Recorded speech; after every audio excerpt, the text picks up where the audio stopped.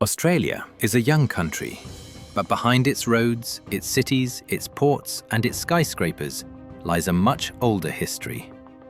A history made of chains, exile, and violence.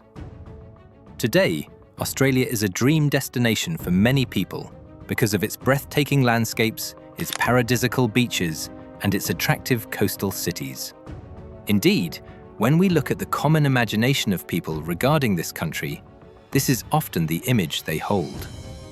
Unfortunately, behind this, its history is much darker than it appears. By diving back into the past, we can see that Australia is the only modern country born almost entirely from a prison, an open-air prison. And yet, from this penal colony was born one of the richest, most stable, and most influential countries in the Southern Hemisphere. But to understand this transformation, we must go back to a time when Australia was neither a nation nor even a project, only a desperate solution to an English problem. This is the history of Australia.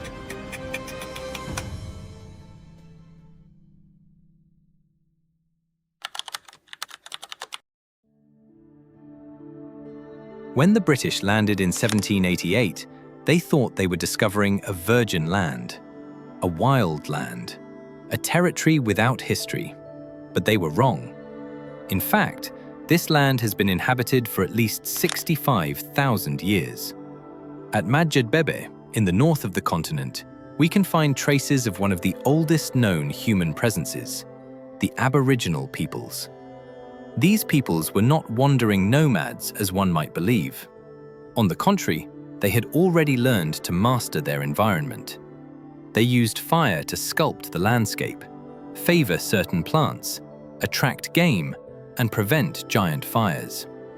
This is what we call today fire stick farming. Furthermore, they observed the stars, transmitted their laws through oral tradition, and mapped their territory in songs. For them, the land was not a resource. It was country, a blend of law, memory, spirit, and survival. Australia was not empty. It was already a civilization. But we will see that this civilization would never be recognized as such. What we also often forget is that the Dutch were there long before Cook and the British. As early as 1606, Willem Janszoon set foot on the Cape York Peninsula. They named this place New Holland. But they made the historical error of judging this land to be too arid, too ungrateful. As a result, they left, leaving behind one of the greatest what-ifs in history.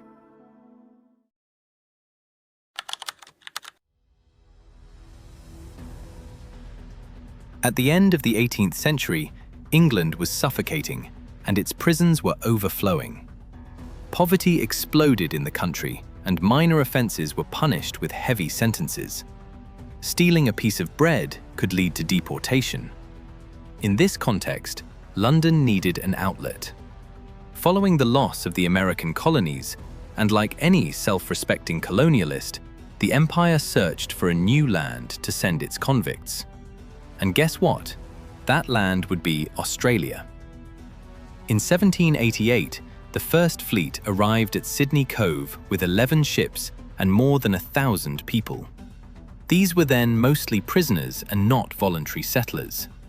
They were outcasts, pariahs, people who were moved to supposedly relieve the metropolis. Australia was thus born as an open-air prison, an immense, isolated prison from which one almost never returned. It was then that between 1788 and 1868, more than 160,000 convicts were deported, men, women, and even sometimes children. And so it was that these convicts, these prisoners, built the country. They built the roads, the ports, the first cities, etc. Their forced labor gradually shaped the material foundation of the country.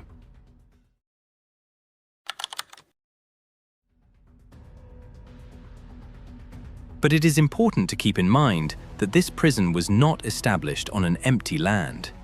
It was established on a territory already inhabited for a very long time. So, in order to justify colonization, the British invented a legal fiction, what they called terra nullius, nobody's land.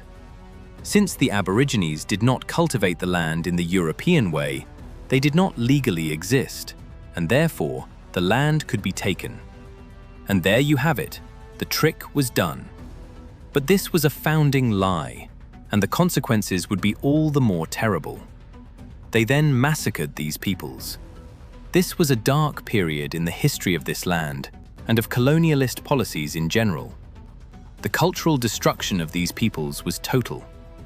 The British prison was then superimposed on another prison, the one imposed on the indigenous peoples. Australia became a penal colony built on total dispossession. At that time, we witnessed two founding crimes, the penal colony and the dispossession of indigenous peoples.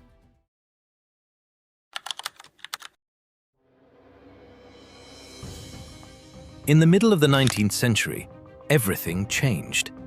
It was discovered that this land was full of riches, and notably, gold. Australia suddenly attracted the whole world, Europeans, Americans, but also Chinese. The prison suddenly became a land of promise. A new gold rush had just been born. But this opening was accompanied by a paradox. While the country was being built on immigration, it simultaneously implemented many racial laws.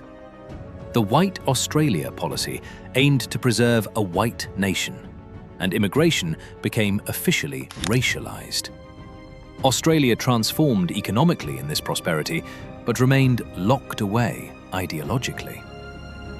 Today, modern Australia is a spectacular success, economically, socially, and geopolitically. When we evoke this country, an idyllic image can easily come to mind, but its historical reality is much darker. It was born from a penal colony, then built on dispossession, and today it seeks to become a nation conscious of its history. A prison become a nation, then a nation that is slowly learning to look at its chains. The history of Australia is not only that of a country, but that of a transformation. Its history is still being played out in the reconciliation with the indigenous peoples who were victims of the harms of colonialist policies. The Australian identity is no longer just British. It is in perpetual motion, carried by 65,000 years of history and millions of migrants who continue to write the rest.